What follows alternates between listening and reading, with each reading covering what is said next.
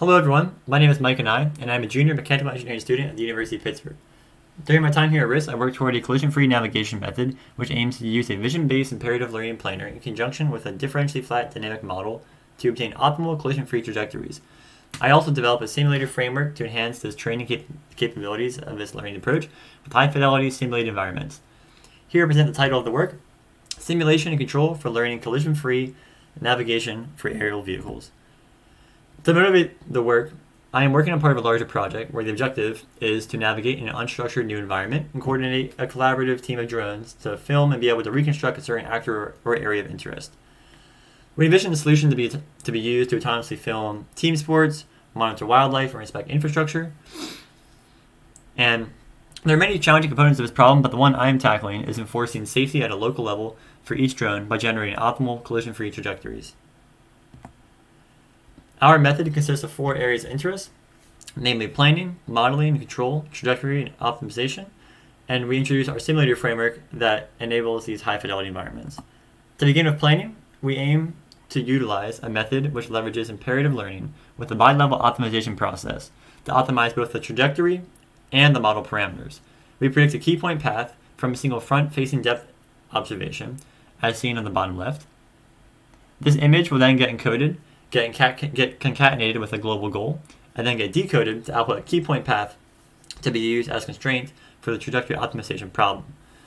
During training, we use pre-generated cost maps, like the one seen in the bottom right, and we use costs on collision, smoothness, and closeness to goal.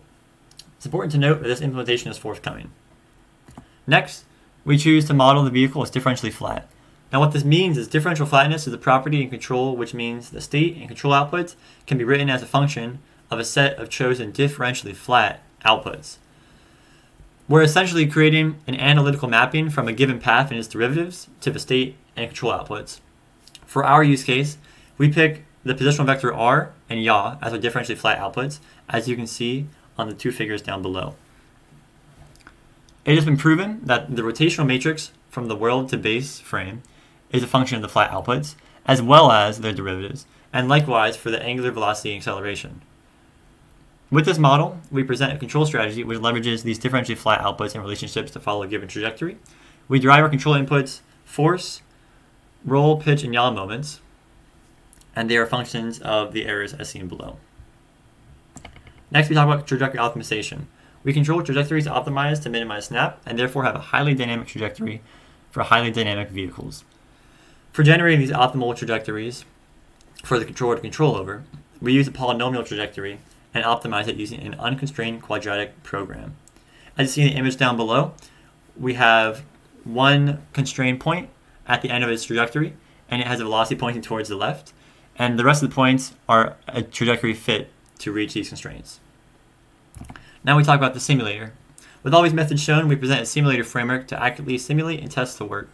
Our requirements for the simulator are to ensure a highly accurate dynamic simulation for aerial vehicles specifically, and also have a highly detailed and accurate rendering to enable a strong sim-to-real system further down the line. There are 4 main components here. There is Unreal Engine, Isaac Sim, Pegasus Simulator, and some backend.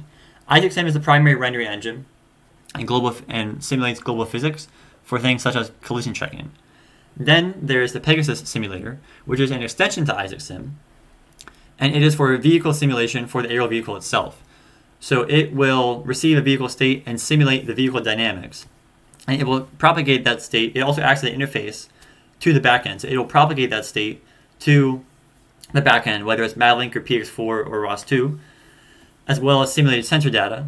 The backend will then pass the control inputs back to Pegasus, which will update the dynamics of the vehicle in the Pegasus simulator, and that will update the whole global view in the Isaac Sim simulator. We also use Unreal Engine in an offline sense to be able to generate these very high fidelity environments. The images you see on the left were gathered from a Tartan-Air dataset, but as you can see, there's a high level of geometric, textural, and spectral complexity. One thing to note is that when we are porting these environments into Isaac Sim in an offline sense, the quality does dwindle minimally. Now to talk about results. We demonstrate an aerial vehicle following a trajectory in this visually complex environment and spatially complex environment. This demonstrates a whole optimization, control, and simulation system working at once. Note that the planar was not used in this case.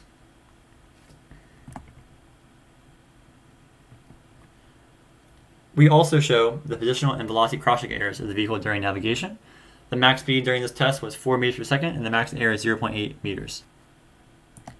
For future work, we would love to apply this current simulation and control framework to the imperative learning planar that we mentioned previously. In lieu of implementing this imperative learning planar, we would need to have contributions towards making it work on an aerial vehicle framework. We would like to add a 360-degree depth image instead of one front-facing depth image, since UAVs are holonomic in nature and they can move in any direction they desire. So constraining them to only move forward is a poor idea. And we would also like to look at forecasting techniques for being able to predict where moving actors are expected to go and have that inform on our decisions. And we would also like to test in more environments and different test case scenarios. Finally, I would like to thank my sponsor, the National Science Foundation, for supporting this work. I'd like to send out a special thank you to Dr. Sebastian Scherer and Dr. Micah Nye for their support and guidance. And I would be remiss if I did not thank Ms. Rachel Burson and Dr. John Dolan for their support and all the hard work in making this possible. That concludes my talk. Thank you.